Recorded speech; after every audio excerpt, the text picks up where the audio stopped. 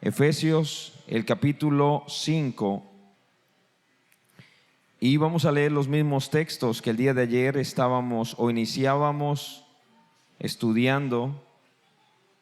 Efesios capítulo 5, verso 18 en adelante hasta el capítulo 6, verso 4, dice así: No os embriaguéis con vino, en lo cual hay disolución, antes bien sed llenos del Espíritu, hablando entre vosotros con salmos, con himnos y cánticos espirituales, cantando y alabando al Señor en vuestros corazones, dando siempre gracias por todo al Dios y Padre en el nombre de nuestro Señor Jesucristo. Someteos unos a otros en el temor de Dios. Las casadas estén sujetas a sus propios maridos como al Señor, porque el marido es cabeza de la mujer, así como Cristo es cabeza de la iglesia, la cual es su cuerpo, y Él es su Salvador. Así que, como la iglesia está sujeta a Cristo, así también las casadas lo estén a sus maridos en todo. Maridos, amad a vuestras mujeres. Y quiero que especialmente prestemos atención a estos versos, porque son aquellos de los que vamos a estar meditando hoy. Maridos, amad a vuestras mujeres, así como Cristo amó a la iglesia y se entregó a sí mismo por ella, para santificarla, habiéndola purificado en el lavamiento del agua por la palabra, a fin de presentársela a sí mismo una iglesia gloriosa, que no tuviese mancha ni arruga ni cosa semejante, sino que fuese santa y sin mancha. Así también los maridos deben amar a sus mujeres como a sus mismos cuerpos. El que ama a su mujer, a sí mismo se ama, porque nadie aborreció jamás a su propia carne, sino que la sustenta y la cuida, como también Cristo a la iglesia, porque somos miembros de su cuerpo, de su carne y de sus huesos. Por esto dejará el hombre a su padre y a su madre, y se unirá a su mujer, y los dos serán una sola carne. Grande es este misterio, mas yo digo esto respecto de Cristo y de la iglesia. Por lo demás, cada uno de vosotros ame también a su mujer como a sí mismo, y la mujer respete a su marido. Hijos, obedeced en el Señor a vuestros padres, porque esto es justo. Honra a tu padre y a tu madre, que es el primer mandamiento con promesa, para que te vaya bien y seas de larga vida sobre la tierra. Y vosotros, padres, no provoquéis a ira a vuestros hijos, sino criadlos en disciplina y amonestación del Señor. Amén. Oremos. Bendito Señor y Padre nuestro, gracias te damos por la bendición que nos permites de venir un día más ante ti para adorarte, para exaltar tu nombre. Ahora, Señor, permítenos degustar tu palabra y ser alimentados por ella y crecer en el conocimiento tuyo y conformarnos, Señor, a tu imagen por medio de tu palabra. Enséñanos, Señor, edifica a tu pueblo, porque te lo rogamos en el nombre de Jesús y para tu gloria. Amén y amén. Siéntense, tengan la amabilidad.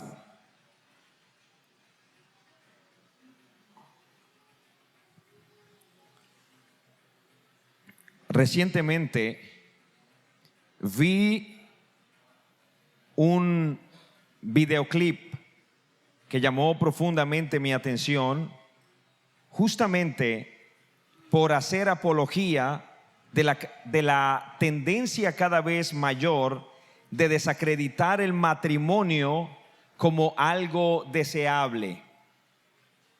En dicho video había llegado el momento en el que un par de novios se comprometían, y como suele suceder, el novio aparecía en el video hincándose delante de su novia, mientras colocaba frente a ella, delante de sus ojos, un pequeño cofre que contenía un anillo hermoso. Ella, sonriendo, lo toma, y cuando empieza a introducirlo en su dedo, entonces pareciera ser transportada al futuro, donde se ve lavando platos. Rápidamente retira el anillo y, extrañada con aquella imagen que apareció delante de ella, entonces intenta, cada vez más temerosa, colocarse de nuevo el anillo, y nuevamente una imagen delante de sus ojos se ve entonces allí planchando. Vuelve a quitar el anillo de su dedo, y ahora con una cara que ya no es de felicidad, temerosa, y mirando aquel anillo, vuelve a introducirlo, y ahora se ve criando hijos que la desesperan. Finalmente, aquella mujer retira el anillo de su dedo definitivamente para no colocarlo más. Ahora ella estaba segura de que gracias a aquella premonición no querría casarse jamás. Mis amados hermanos, es justamente así como tristemente se nos pinta el matrimonio y la familia hoy día. Tal tipo de videos van en consonancia, no solamente videos, pero hay una gran cantidad de filosofías, escritos, libros y todo, películas, ¿verdad? Podcasts, y todo hoy en día va en consonancia para llevarnos a la mayor destrucción sistemática de las familias de la historia. Así que la familia a nivel mundial es un término que cada vez está pasando de moda. El hogar, el matrimonio, es algo de lo cual las personas huyen despavoridamente. No hace mucho era común encontrar el deseo de formalizar un hogar entre jóvenes y tener hijos. Y yo recuerdo cuando yo era niño y me crecía en la iglesia, yo recuerdo cada nada estar participando en bodas en la iglesia. Era un niño muy simpático, por lo que me tenían en cuenta para los desfiles de bodas. No les miento. Por algo me escogió mi esposa.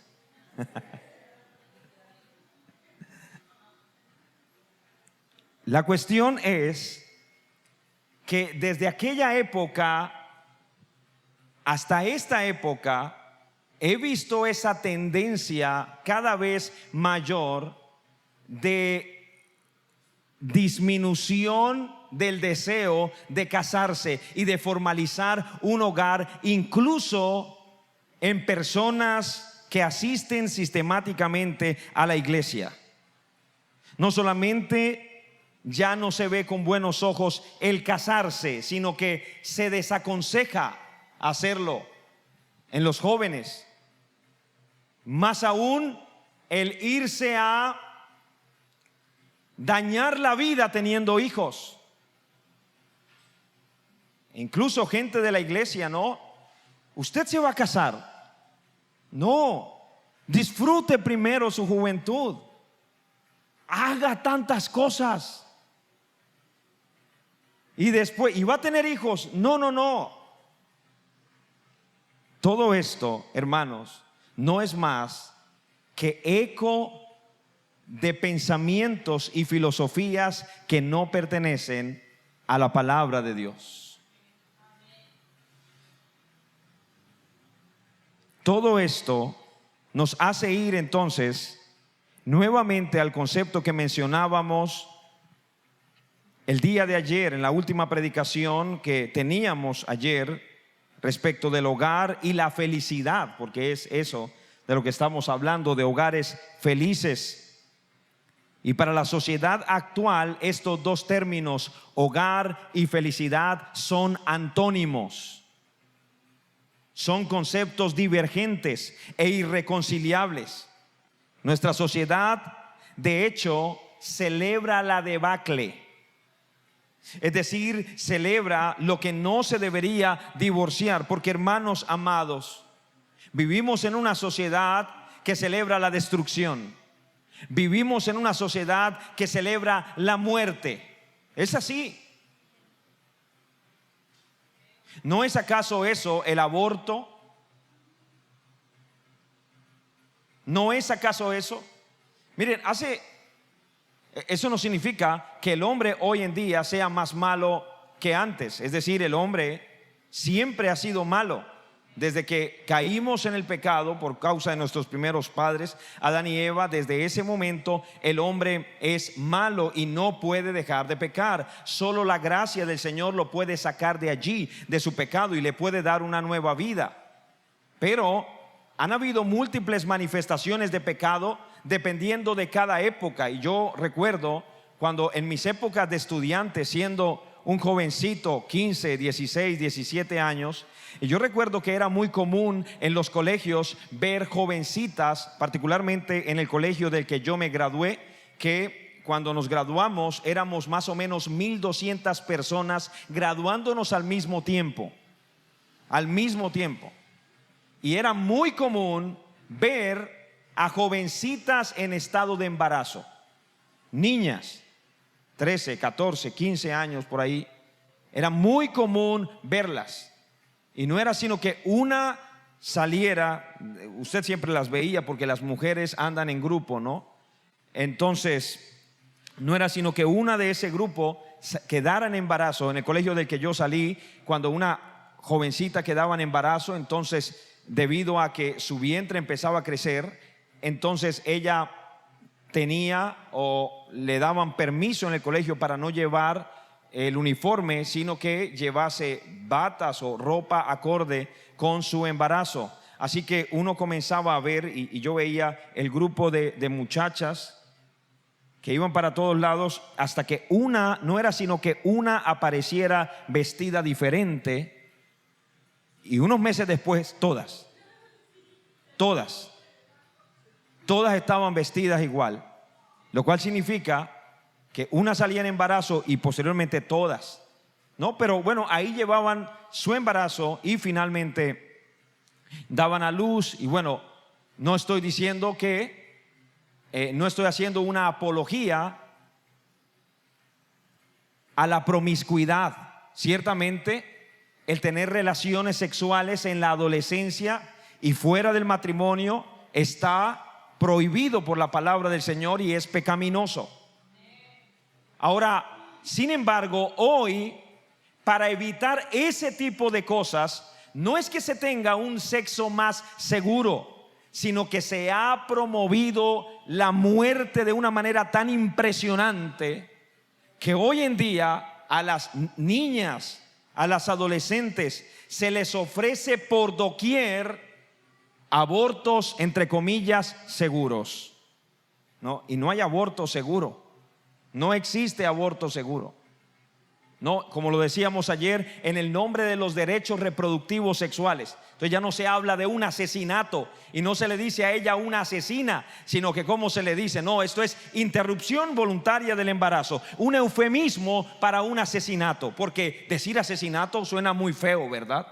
Pero decir interrupción voluntaria del embarazo, eso no suena tan feo, eso suena como un tecnicismo, como que bien.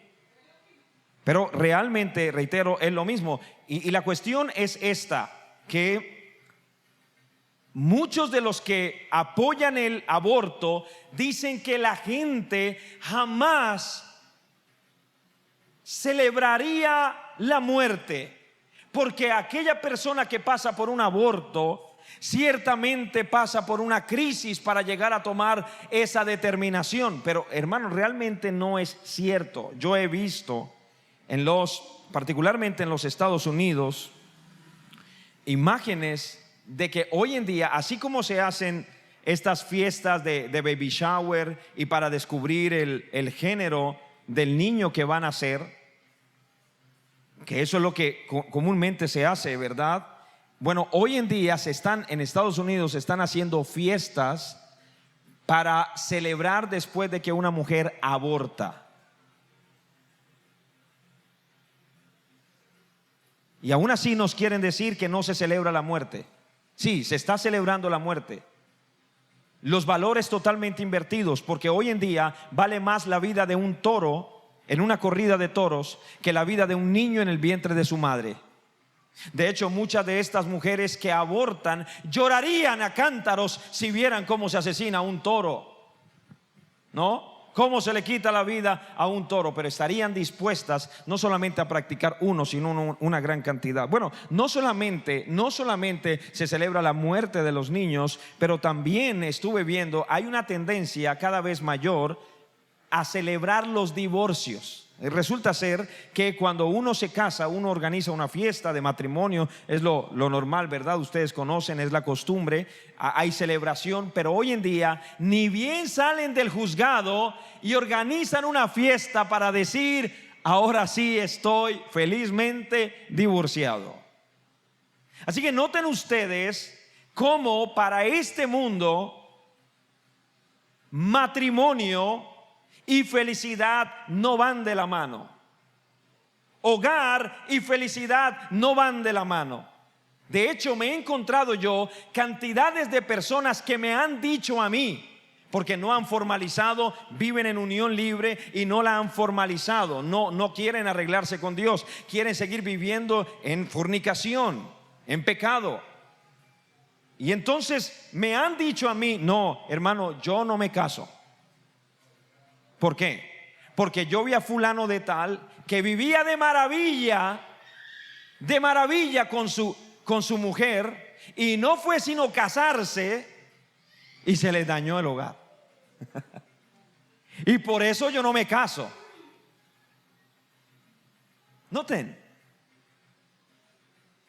Y de esa manera, todo este tipo de pensamientos, por supuesto, influidos por el enemigo en nuestra sociedad, están haciendo un daño cada vez mayor y mayor y mayor. Así que esta sociedad es una sociedad de los valores invertidos. Es una sociedad que celebra los antivalores. Dice el apóstol Pablo en Filipenses capítulo 3 versículo 18, y estos versos caben. Dice, porque por ahí andan muchos, de los cuales os dije muchas veces y aún ahora lo digo llorando, que son enemigos de la cruz de Cristo, el fin de los cuales será perdición, cuyo Dios es el vientre, es decir, viven para los placeres, y cuya gloria es su vergüenza, que solo piensan en lo terrenal. Hermanos, si esta descripción no casa plenamente con lo que es la sociedad actual, entonces yo no entiendo. Yo no entiendo. Porque esta es una descripción que describe de una manera perfecta lo que es la sociedad actual.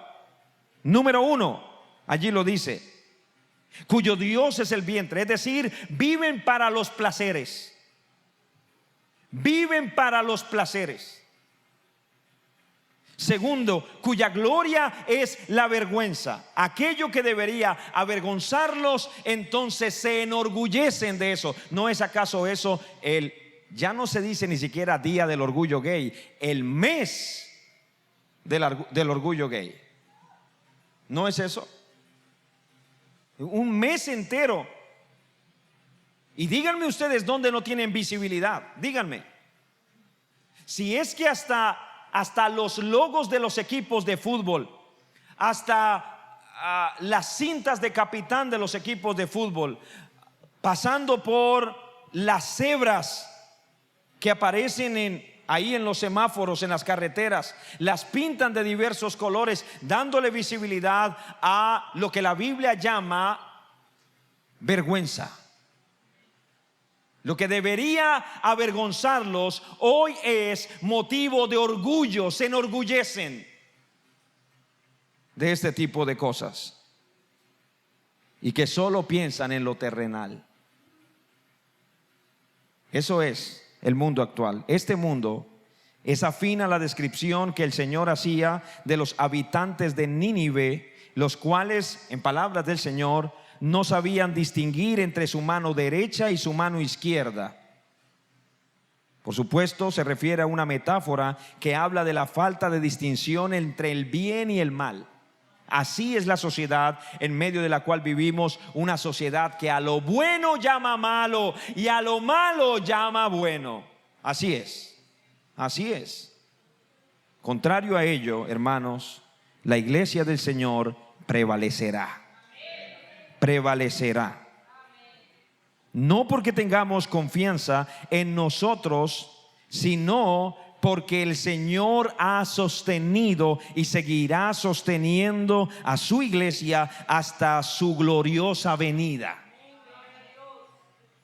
Y el elemento que el Señor ha dispuesto para sostener a su iglesia es su bendita y gloriosa palabra. Así que la iglesia seguirá, hermano, el mundo entero seguirá construyendo en arenas movedizas.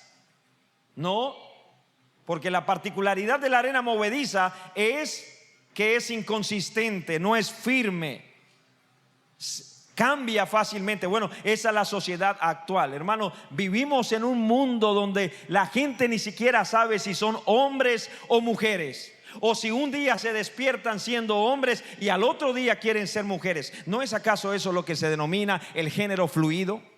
Sí, porque resulta ser que antes, ¿no?, estaba el homosexualismo, el lesbianismo, los bisexuales, transexuales, pero después que empezó toda esta dialéctica y toda esta confusión con el género, porque toda esta ideología de género, de decir que el género es una cosa y el sexo es otra cosa, y que no necesariamente el sexo con el que tú naciste es el género con el que tú te identificas.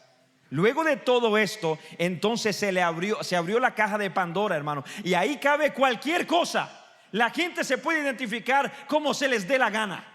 Y ya no solamente se identifican así, ¿no? Ahora se identifican como transespecie, como transraza. Y yo me siento chino. No es mentira. Hay gente así hoy en día. Yo siento que soy chino. O yo siento que soy francés. No sé usted qué quiere ser. Pero el mundo en el que vivimos le dice básicamente a la gente que depende de cómo usted se sienta, usted es. Y en estos días veía yo algo que ya es que definitivamente no sé cuál será el colmo de esto, ¿no? Porque hablaban en inglés, ¿no? Porque es de allá donde nos vienen casi todas estas perversiones y nosotros las importamos en nuestros países. Hablaban de gender season. Gender es una palabra que significa género, y season habla de las estaciones, ¿no? Estaciones climáticas. Así como existe el invierno, el verano, la primavera, el otoño, ¿sí? Esas 4 estaciones. De la misma manera, esta persona hablaba de que el género, así como las temporadas cambian, las estaciones cambian, de la misma manera, por un periodo de tiempo, una persona puede sentirse hombre, pero, qué sé yo, con la luna o qué es, sí, con el cambio de mes, puede que me sienta otra cosa. No, bueno, ese es el mundo. Esos son arenas movedizas en la que este mundo, hermano, va a la debacle cada vez más y más, y van en un deslizadero que no tiene freno. El único que es capaz de parar a un hombre en caída libre es Jesucristo el Señor, el único. Nadie más puede detener a esta sociedad. Solo el Señor lo hará. Y la roca firme donde nos estableceremos nosotros es la bendita palabra del Señor. Así que el día de ayer hablábamos a las damas, ¿no? Porque si decimos que queremos tener hogares felices, ciertamente la felicidad tiene que ir en concordancia con lo que la palabra del Señor demanda de nosotros.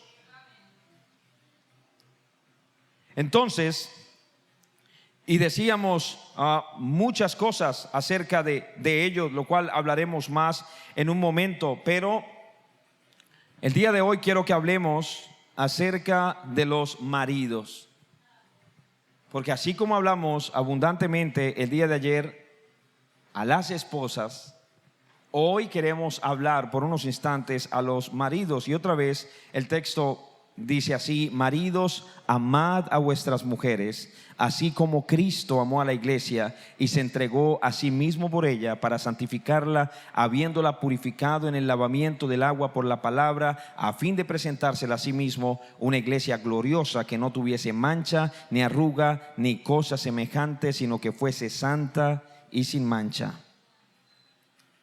Lo primero que tenemos que decir, hermanos, es que este mandamiento es dado ¿a quiénes? A hombres cristianos. A hombres cristianos.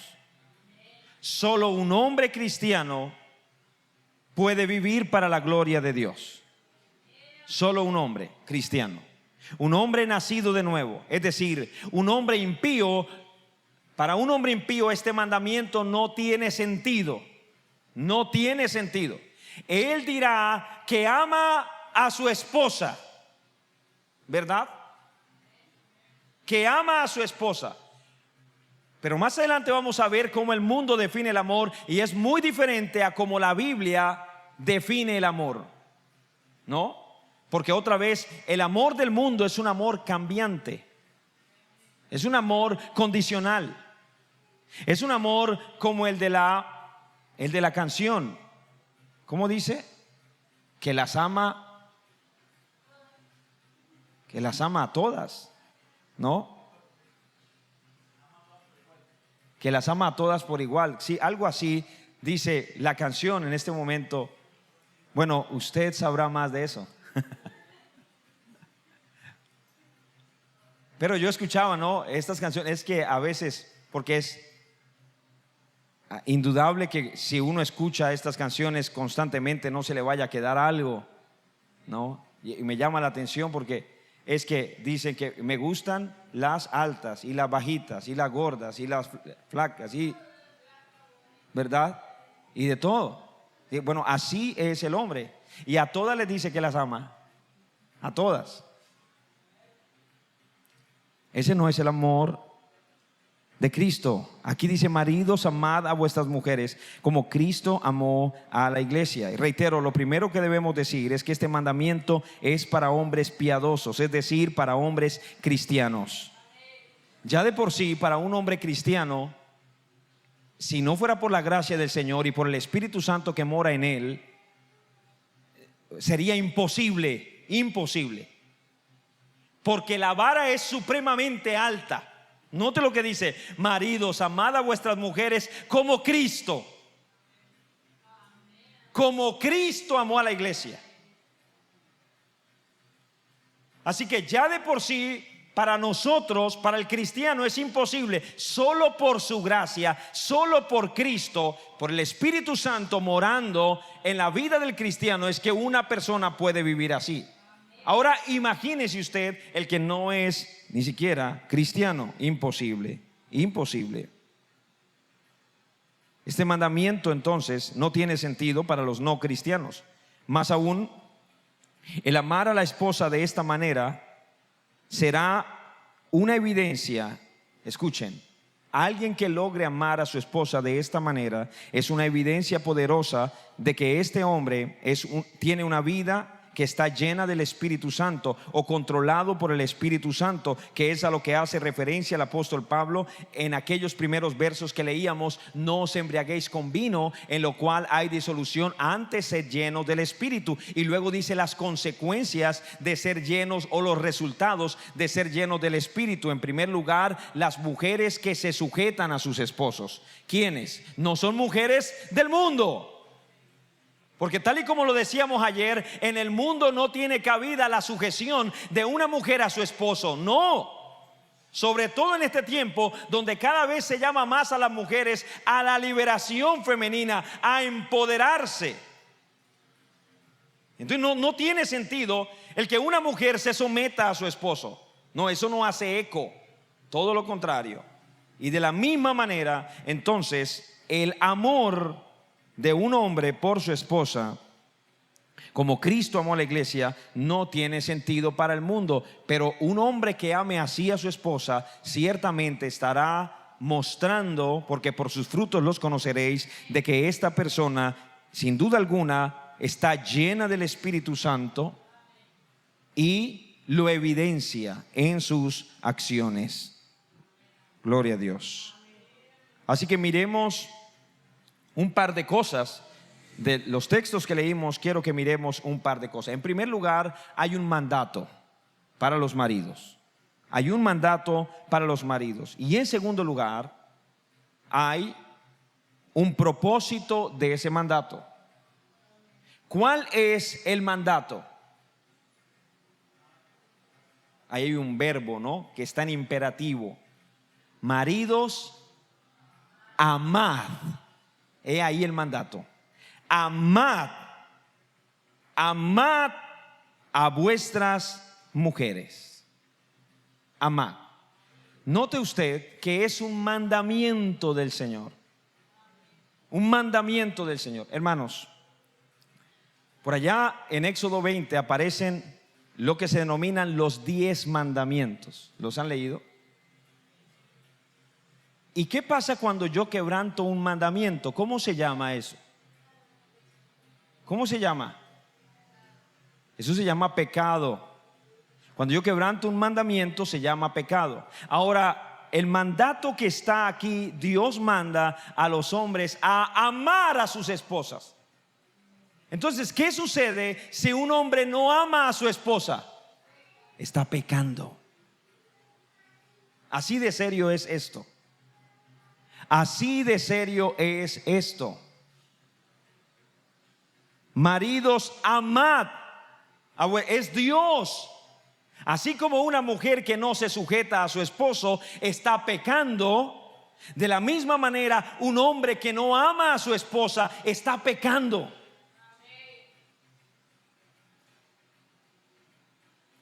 Gloria a Dios. Está pecando. Y una vez más, entonces, quiero que abordemos ese término, ¿no? El término amor.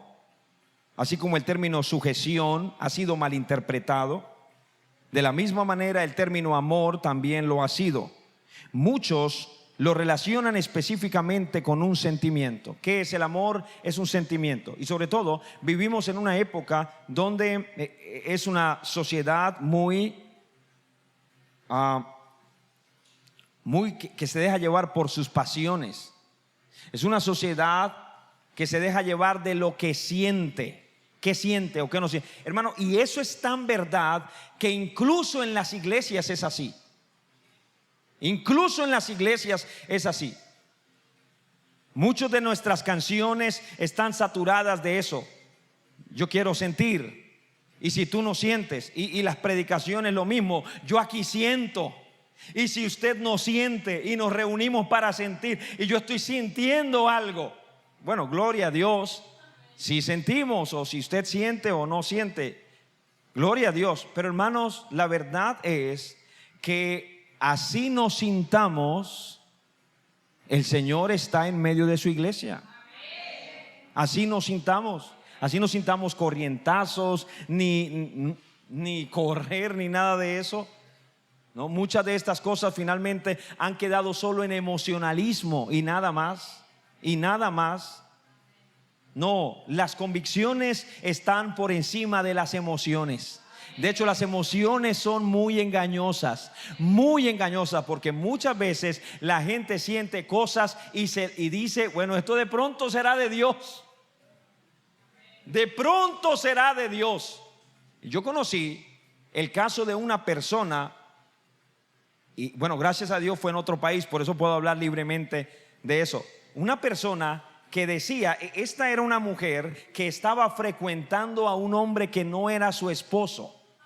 ¿Sí? No era su esposo. Y según ella, Dios estaba aprobando ese tipo de relación extramatrimonial porque cuando ella estaba en la iglesia hablaba en lenguas. Como yo hablo en lenguas, significa que Dios está de acuerdo con ello. Note de dónde salió ese concepto. No de la palabra, no de la palabra, sino de lo que yo siento. Como yo siento cosas, yo creo que entonces lo que yo siento está por encima de lo que la palabra del Señor dice. No es verdad. Y así como no es verdad ello, tampoco es verdad que el amor sea netamente un sentimiento. Por supuesto que incluye los sentimientos, ¿no? Porque el Señor nos hizo así. Nos hizo seres que podemos manifestar sentimientos. Sentimos cosas, ¿no? Sentimos mariposas en el estómago. Y muchas de esas cosas agradables, cuando finalmente encontramos a la persona que es, y ciertamente queremos estar, bueno, compartiendo con ella. Y se siente muy bien estar con esa persona. Pero hermanos, el amor va más allá. ¿Qué va a pasar el día que esa persona peque contra mí y yo deje de sentir mariposas en el estómago y ahora la cabeza me dé vueltas? ¿Qué va a pasar? ¿Qué va a pasar ese día entonces? No. Debemos ir más allá del sentimiento. Nuestros sentimientos constantemente están cambiando. Constantemente. Hermano, ¿ustedes no se han dado cuenta que hoy en día a casi todo el mundo le dicen, porque es que todas estas categorías de la psiquiatría y todo ello las hemos traído se han normalizado? Muchas de esas categorías de enfermedad mental se han importado o han salido de allá, han dejado de estar en el contexto de un sanatorio, en el contexto de un hospital psiquiátrico, y ahora son tan comunes de tal manera que le decimos a la gente: este es un bipolar. No. Fulano de tal es bipolar. Y yo recuerdo cuando yo era muchacho, ese término no era popular, y tuve que ir a la universidad para aprender lo que era el trastorno bipolar, ¿no? Para aprender. Pero hoy en día, ¿por qué? Ciertamente porque un día una persona está feliz, al otro día está triste, entonces ya dicen es un bipolar. Pero la verdad es que los seres humanos cambiamos. Los sentimientos cambian. Estamos felices, tristes, airados, contentos. De ahí que muchos, al afirmar que el amor es solo un sentimiento, estén enamorándose y desenamorándose a diestra y a siniestra. Porque como el amor es un sentimiento y pasó fulana de tal y sentí cosas, y hoy en día ni siquiera hablar de fulana de tal, ¿no? Porque también en el caso de las damas, igual pasó fulano de tal y también experimentó o sintió cosas. Y entonces esta sociedad es una sociedad que se enamora y se desenamora como cambiarse una camisa sucia por una limpia. Así es cierto. ¿Cómo es posible que una jovencita o un jovencito de 12, 13 años le esté diciendo a otro te amo y a la semana ya no te amo, y 15 días después con otro te amo? Eso es porque no saben lo que es el amor. No saben lo que es el amor. Así que en primer lugar hay quienes definen solamente con sentimientos el amor. Otros definen el amor solo con el acto sexual. Sin embargo, hermanos, hablar del amor solo como el acto sexual es una respuesta muy simplista.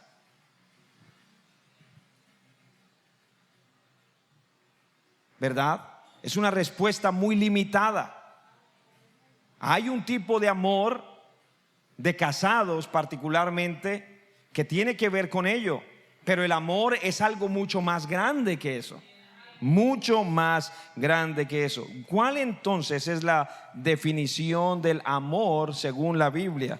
Bueno, yo creo que la descripción más acertada de lo que es el amor es aquella que nos dice el apóstol Pablo en su primera carta a los Corintios, el capítulo 13, desde el verso 4 en adelante.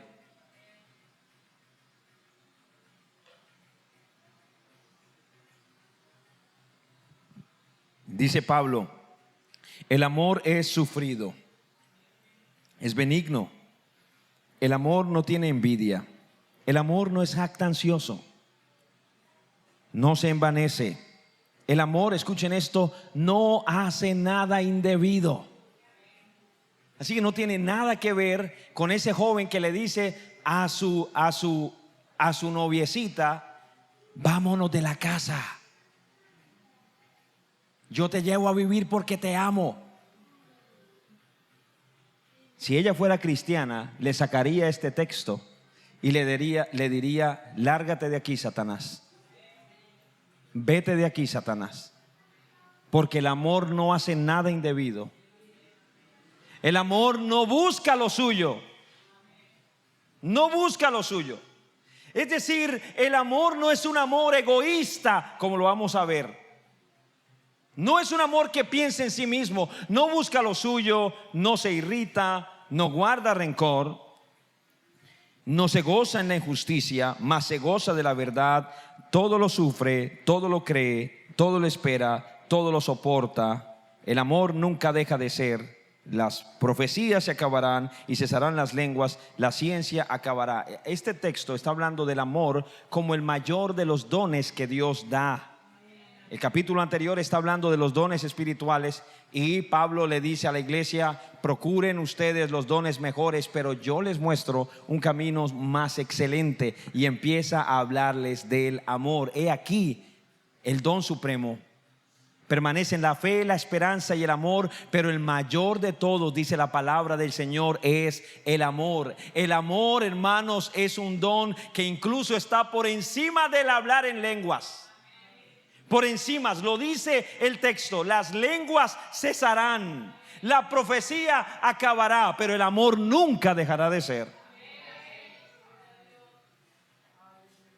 Mi pregunta es entonces: ¿es este amor el amor que manifiesta el mundo? ¿Podemos nosotros colocar estas características y decir este es el amor del mundo? La respuesta es un rotundo no. No, ya que como Pablo afirma, este amor es una manifestación de Dios, porque Dios mismo es amor, pero amor verdadero. Así pues, Pablo, inspirado por el Espíritu Santo, le dice a los casados que amen a sus esposas. Y reitero, lo dice conjugando el verbo de un modo imperativo: amad. Es decir, no es un consejo, no es tómalo o déjalo, no, tienes que hacerlo. Amad a vuestras esposas. Es un mandamiento del Señor. Hombre, debes amar a tu esposa. Debes amar a tu esposa. Generalmente somos nosotros, los hombres, los que solemos recordarles a las mujeres que deben sujetarse. Aún y cuando decíamos antes que este no es un mandamiento para los hombres, sino para la mujer. Es decir, es ella con Dios. No soy yo como esposo quien tengo que estarle diciendo a ella: sujétate a mí. No, no le dice nunca la Biblia al hombre que mande a que la esposa se sujete. No. Pero la Biblia nos manda a nosotros a amar a nuestras esposas. Entonces, así como es, las mujeres van a estar manifestando esa tentación de querer no estar sujetas bajo la autoridad de su esposo. De la misma manera, los hombres constantemente, nuestro amor va a ser desafiado. Constantemente. Pero la Biblia dice que nosotros debemos amar a nuestras esposas. Amar. Es un mandamiento del Señor. Y si yo no cumplo ese mandamiento, estoy, reitero, pecando. Estoy transgrediendo lo que el Señor me manda. El Señor me manda a que yo debo amarla. Reitero, para el mundo no tiene sentido, pero para un hombre que viva para la gloria de Dios y que quiera hacer la voluntad de Dios, esto tiene todo el sentido del mundo. Este hombre quiere agradar a Dios y Dios le dice: si tú quieres agradarme, ama a tu esposa. Él va a amar a su esposa. Él va a amar a su esposa, no prioritariamente por ella. Es que ella no se lo merece, no. Es porque Dios me ha dado un mandamiento. Ella no se lo merece, así como nosotros no merecemos el amor de Dios. ¿Merecemos nosotros el amor de Dios? No. El amor de Dios es incondicional. Él nos lo ha dado de pura gracia. Bueno, de la misma manera, ahora que tú estás en Cristo, así como tú has recibido de Dios un amor incondicional, esposo, tú estás llamado a dar ese tipo de amor a tu esposa. Un amor incondicional. Ámala. Hay quien puede decir: es que yo ya no veo a esta mujer como mi esposa. Uno en la iglesia a veces encuentra gente que dice eso, ¿no? Ya no nos vemos como esposos. De hecho, ni siquiera estamos durmiendo juntos. Él duerme allá con los niños, yo duermo acá en otro cuarto. Bueno, si no la ves como tu esposa, sigue siendo tu hermana en Cristo. Y la Biblia dice que nos amemos los unos a los otros con amor fraternal. Así que tienes que amarla, porque si no la ves como tu esposa, sigue siendo tu hermana en Cristo. Hay que amarla. Entonces, hermano, es que yo ni siquiera la veo como mi hermana en Cristo. Y yo creo que esa mujer ni siquiera ha nacido de nuevo. Bien, aunque no la veas así, sigue siendo tu prójimo. Y la Biblia dice en Mateo 22:37: amarás al Señor tu Dios con todo tu corazón, con toda tu alma y con toda tu mente. Y luego dice: y el segundo mandamiento es semejante: amarás a tu prójimo como a ti mismo. Así que aunque no la veas como tu hermana en Cristo, sigue siendo tu prójimo. Hay que amarla. Hermano, es que yo no la veo como mi esposa, tampoco la veo como mi hermana, no la veo como mi prójimo. Yo la veo como una enemiga. Ella se convirtió en mi enemiga. Bueno, la Biblia dice así: amad a vuestros enemigos.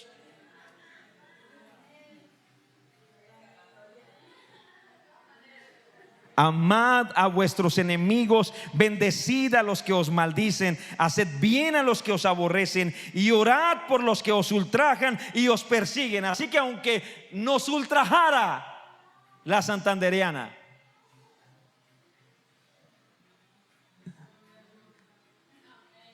y nos persiguiera, aún así bendecid y amad, dice la palabra del Señor. Hermano, lo que intento decirte es esto: no importa la excusa que intentes dar, la Biblia sigue diciendo lo mismo: ámala, ámala, ámala.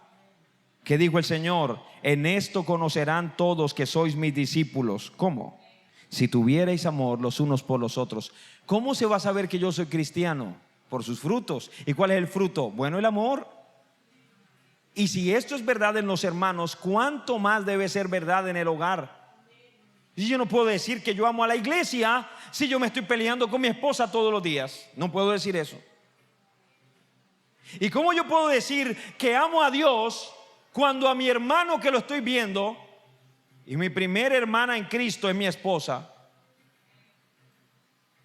¿Cómo puedo yo decir que amo a Dios a quien no veo si a la persona a la que veo no la amo?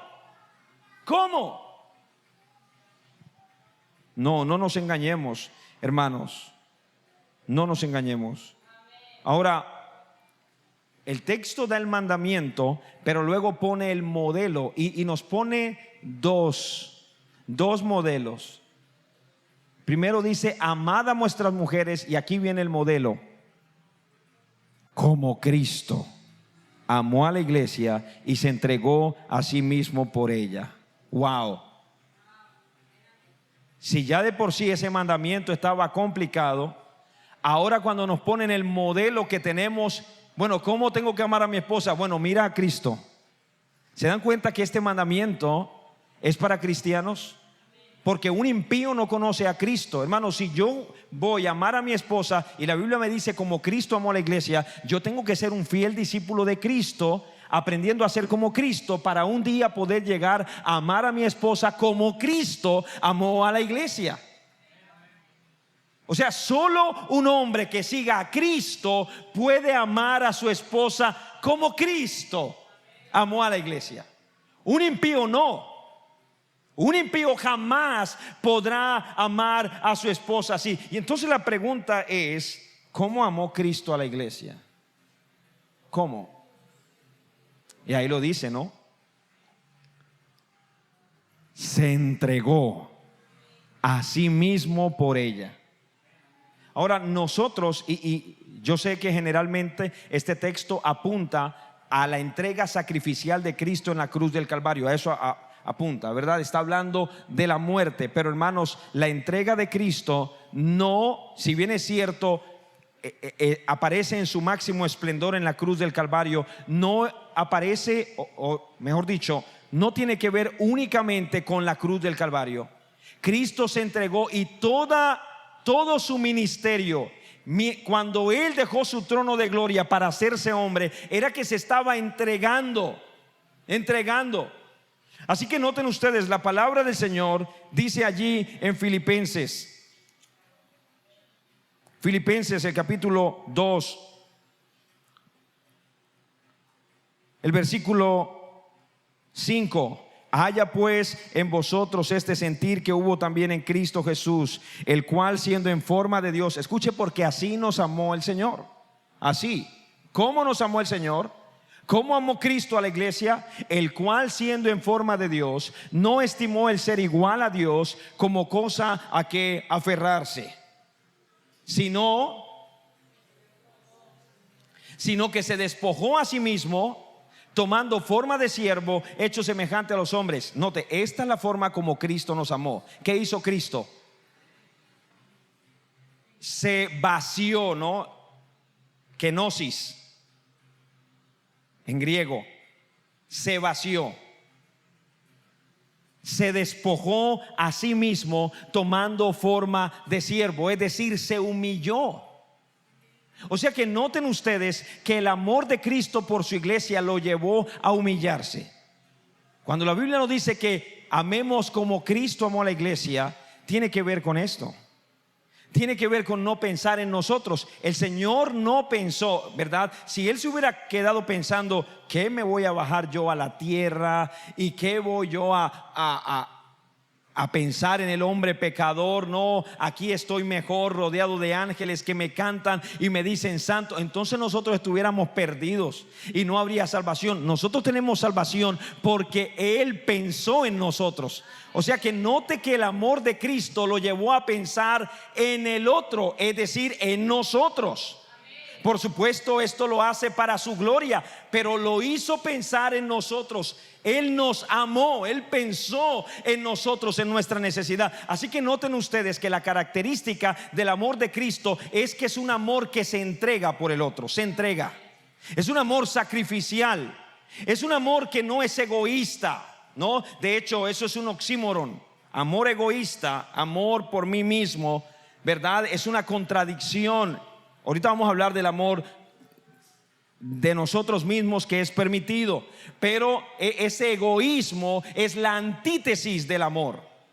Porque el amor verdadero, que es el amor de Cristo, lleva a Cristo a darse por su iglesia. Note, lo lleva a entregarse por su iglesia. De la misma manera, este hombre debe no pensar en sí mismo, sino pensar en su esposa. Hermanos, he ahí el verdadero amor. Es un amor que no es egoísta, es un amor que piensa en el otro, particularmente en su esposa. ¿Por qué hoy en día existen tantas infidelidades? Por esto. Porque los hombres ya, este tipo de hombres no están pensando en el otro, particularmente en su esposa, sino están pensando en mí, en mí. Pero Cristo amó a la iglesia y se entregó. Cristo vivió, hermano, no solamente, reitero, en la cruz del Calvario, allá donde se demuestra el más grande amor, se despliega el amor, pero toda la vida de Cristo es entregándose, toda la vida. Así que cuando la Biblia dice que Cristo se entregó por su iglesia y nos manda a nosotros, los hombres cristianos, a entregarnos por nuestras esposas, lo que nos está diciendo es que esto es algo de toda la vida. Yo debo vivir para entregarme por mi esposa todos los días, para dejar de pensar en mí, en mis intereses egoístas, para dejar de pensar en solo lo que me conviene a mí y pensar en ella. Así que noten que mucha gente se casa, y cuando se casa, ¿cuál es la concepción que tienen al casarse? ¿Para qué tú te casas? Y entonces dicen algo así como esto: yo me caso para ser feliz. Y tú, le dicen a ella, y ella dice, pues yo también me caso para ser feliz. Pero resulta ser que más adelante el concepto de felicidad de él riñe con el concepto de felicidad de ella, riñe. Y como entonces no son felices, ¿qué hacen? Se separan. ¿Por qué? Porque ya no soy feliz. No soy feliz. Yo me casé para ser feliz y esa persona no me hizo feliz. No, te está pensando en él. Pero no es así que debe ser el amor. El amor es entrega. Entonces, cuando yo me caso, yo no tengo que casarme para ser feliz, sino yo tengo que casarme para hacer feliz a la otra persona. Claro, yo me casé para hacer feliz, para entregarme por esa persona todos los días, y si es posible, incluso llegar a dar mi propia vida por mi esposa, por mi familia. ¿Qué pasaría si hubieran hombres así? Hombres que amaran a sus mujeres como Cristo amó a la iglesia. Y hermanos, otra vez, la Biblia dice en Romanos 5:8, y regálenme unos minutos más para concluir: mas Dios muestra su amor para con nosotros en que, siendo aún pecadores, Cristo murió por nosotros. Éramos enemigos de Dios, enemigos, y aún así Él murió por sus enemigos. Le habíamos declarado la guerra al Señor, no, pero Él murió por nosotros en esa condición. En esto se muestra el amor de Dios. ¡Qué amor tan grande, hermano! O sea que incluso un hombre debería llegar a amar a su esposa aunque su esposa pecase contra él. Yo sé que eso no es fácil, ¿verdad? Porque ¿a quién le gusta que pequen contra uno? Y a nosotros nos gusta más bien la ley de la retribución. Si me la haces, te la hago. Entonces no me hagas para que yo no te haga. Ay, que tú no, pero tú me hablaste así primero. No, pero tú acuérdate que así somos nosotros, ¿no? Pero mire, mire lo que hizo Cristo. En esto muestra Cristo el amor. Qué amor tan glorioso. Y a ese amor estamos llamados nosotros, varones. Lo que quiere decir la Biblia es que el Señor te ha dado el gran privilegio de representarlo a Él en tu casa, varón. Qué honor y qué responsabilidad tan grande tenemos. O sea, si en lugar de nosotros, cuando nos enfurecemos, cuando queremos reclamar nuestros derechos, cuando queremos pelear, cuando queremos, si en ese momento, en lugar de actuar, dijésemos: ¿y cómo actuaría Cristo? Porque el Señor me llamó a amarla como Cristo. ¿Cómo actuaría Cristo? Entonces yo creo que nos evitaríamos muchos de los problemas. Porque en últimas, ¿por qué nosotros estamos vivos, hermanos? Porque Cristo nos ama. Solamente por eso, escuche, solamente por eso. No es porque nosotros merezcamos su amor, porque todos los días le hemos dado miles de razones, todos los días, para que Él mande un rayo y nos acabe. Todos los días. Pero Él renueva su amor cada día para con nosotros. Cada día. Y hoy nos puso un día fantástico, ¿no? Dejó caer su lluvia.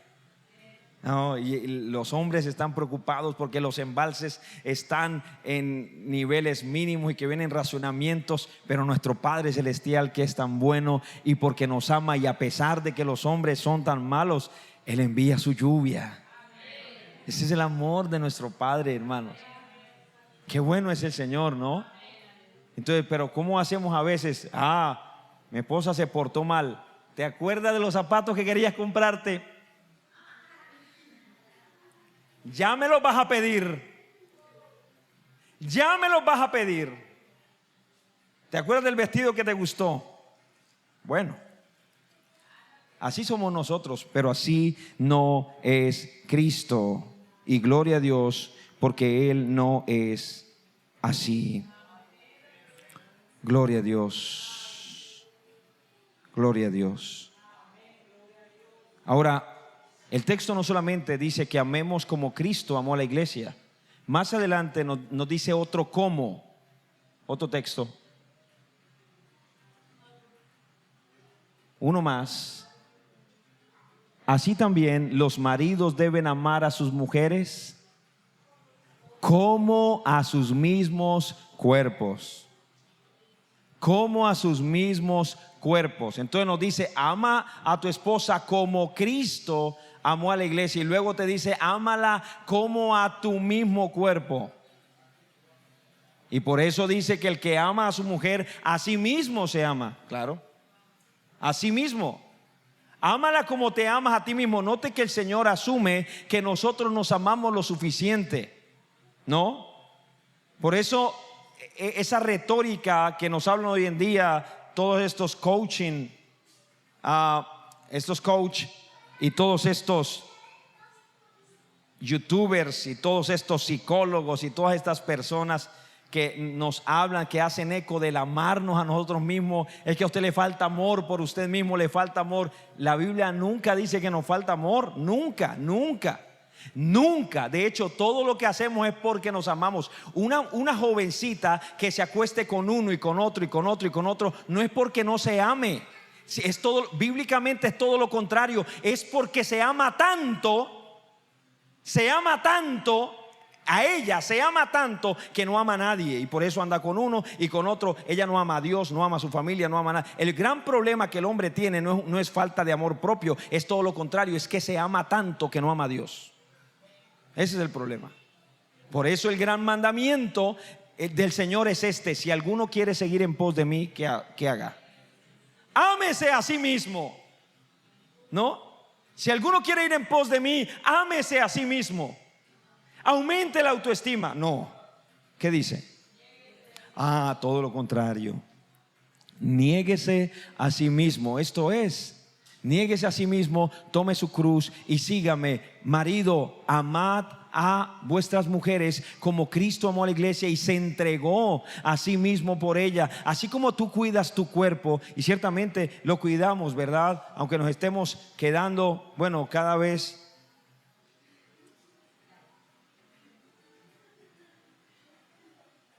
Gracias a Dios porque ya estamos casados. No, porque los años hacen sus estragos. Los años no vienen solos, hermano. Yo tuve 20 años. Yo también tuve 20 años. Y los que tienen 20 años los veré. Espérate, porque los años te vienen. Como veía yo en estos días a una persona. ¿Cuántos aquí tienen menos de 30 años? Un poco levantado. Y le decía a este hombre: a todos esos, agáchense todo lo que puedan. Agáchense todo lo que puedan. Porque apenas cumplan los 30 y se vayan a agachar, ya les va a doler todo. No es mentira. Pero hermano, aún así, nos amamos, ¿no? Nuestros propios cuerpos, por eso nos vestimos, nos bañamos, nos afeitamos, nos cortamos el cabello, nos echamos nuestro perfumito, ¿verdad? Y la Biblia dice, así como tú te amas a ti, así ama a tu esposa. El que ama a su mujer, a sí mismo se ama. O sea que el amor bíblico no es un amor egoísta que piensa solamente en mí, no, piensa en tu esposa. Piensa en tu esposa. Y finalmente, el propósito.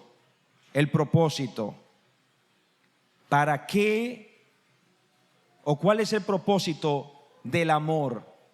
¿Es que mi esposa viva en una burbuja material? Para eso yo debo sacrificarme y entregarme todos los días por ella, para que ella viva rodeada de bienes terrenales y para eso es. No. ¿Qué dice el texto? Amad a vuestras mujeres como Cristo amó a la iglesia y se entregó a sí mismo por ella. Ahí dice antes, en los textos antes, uno más. ¿Para qué? Para santificarla, habiéndola purificado en el lavamiento del agua por la palabra. O sea que el amor de Cristo, ¿por qué Cristo se entregó por nosotros? Para santificarnos, para hacernos santos. Es decir, el amor que un esposo debe manifestar por su esposa debe ser un amor santificador. Acuérdate que tú quieres que ella llegue al cielo, y sin santidad nadie verá al Señor. Y como la Biblia te manda a amarla con un amor santificador, tú tienes que amarla de tal manera que ella crezca en la gracia, que ella crezca en el conocimiento, que ella crezca, ¿verdad? Ahí, ese es. Pero hermanos, tristemente, hoy debemos decir, incluso yo, debemos meternos todos allí, que en ocasiones, en muchas ocasiones, frecuentemente hemos pecado contra nuestras esposas porque no las estamos santificando por la palabra. No las estamos santificando por la palabra. Ellas deberían ser instruidas por sus esposos en la palabra. Pero hermano, ¿dónde están esos esposos que le digan, vamos a leer la Biblia? ¿Por qué? Porque yo quiero que tú crezcas en Cristo, porque yo quiero tu santificación. Yo quiero que Cristo sea visto en ti. Por eso vamos a ir a la palabra. Tú lo estás haciendo, varón. Seamos sinceros. Y la verdad es que hoy día es prácticamente nulo los hombres que en sus casas leen las Biblias y llaman a su familia para instruirlos. ¿Quiénes son los que hacen eso? Generalmente las mujeres. Generalmente las mujeres son las que lo están haciendo. Y digo eso, reitero, con vergüenza, ¿no? Porque la Biblia nos manda a amar a nuestras esposas y entregarnos por ellas con el propósito no de que ella tenga el vestido que soñaba, no de que ella tenga los zapatos que soñaba, no. Y si eso se lo da, bueno, gloria a Dios por eso. Pero el propósito principal es para santificar a esa mujer, para santificarla. Si ella se sujeta poco a ti, ¿por qué no le predicas la palabra? Porque predicándole la palabra, ella va a entender que no eres tú, sino es Dios el que la manda a sujetarse. Es Dios. Y finalmente, Él la santifica. ¿Con qué propósito? Verso 27. A fin de presentársela a sí mismo. O sea, el Señor está santificando a la iglesia, limpiándola todos los días. ¿Por qué? Porque nos encontró a nosotros en un lodo cenagoso allá. Y de allá, de esa cenicienta, de esa pordiosera que éramos nosotros, allá nos sacó, nos limpió. Y todos los días nos está limpiando, nos está limpiando, nos está limpiando, nos está limpiando. ¿Para qué? Para un día presentársela en unas bodas. Presentársela y cuando la vea, ¡wow! Miren lo que yo hice, dice el Señor. Al final la gloria será para Él, porque Él es el que santifica a fin de presentársela a sí mismo. La iglesia Él se la va a presentar a sí mismo. Una iglesia gloriosa. Oh, muy diferente a lo que éramos, ¿no? Muy diferente. Estábamos allá en el lodo cenagoso, en el pecado, en la maldad, en la corrupción. Pero ahora una iglesia gloriosa, que no tuviese mancha hasta ese punto. El día que lleguemos delante de la presencia del Señor, hermano, nuestros vestidos, ¿verdad?, de la iglesia va a estar resplandeciente, lino fino. No hay mancha, ni arruga, ni cosa semejante, sino que fuese santa y sin mancha. Al final la gloria será para Él, porque Él es el que nos amó así. Así que mi amado esposo, si hay cosas que no nos agradan de nuestras esposas, ¿por qué en lugar de quejarnos tanto, por qué no empezamos a trabajar en la santificación de ellas? ¿Por qué no nos entregamos a Dios y le decimos: enséñame a amar a esta mujer como tú me amas a mí, como tú amas a tu iglesia? Ayúdame a entregarme para santificarla, porque te aseguro que el día de mañana, después de que esa mujer haya pasado contigo ese proceso y tú mires hacia atrás, si tú eres un hombre piadoso, tú dirás: la gloria sea para el Señor. El Señor lo hizo, pero el Señor me mandó a trabajar. Este es mi ministerio. Mi ministerio: ser esposo, ser esposo. Así que, mi amado hermano, he aquí el mandamiento: ama a tu esposa como Cristo, ámala, amó. Entonces, primero el mandamiento: ámala. Después el modelo: como Cristo amó a la iglesia. Y luego nos dice: como a nuestros propios cuerpos, como te amas ya de hecho a ti. Y finalmente el propósito: a fin de santificarla, para presentársela a sí mismo. Y te pregunto yo, esposo, ¿amas tú a tu esposa así? Y si no la amas así, ¿por qué en esta noche no le pedimos al Señor: Señor, perdóname y ayúdame a amar a mi esposa? Señor, tengo una vara muy alta, porque me falta mucho para ser como tú. Todavía me amo mucho a mí mismo. Ayúdame a amarte a ti, para que pueda amar a mi esposa como tú amas a la iglesia. Voy a invitarles a estar sobre sus pies. Vamos a orar.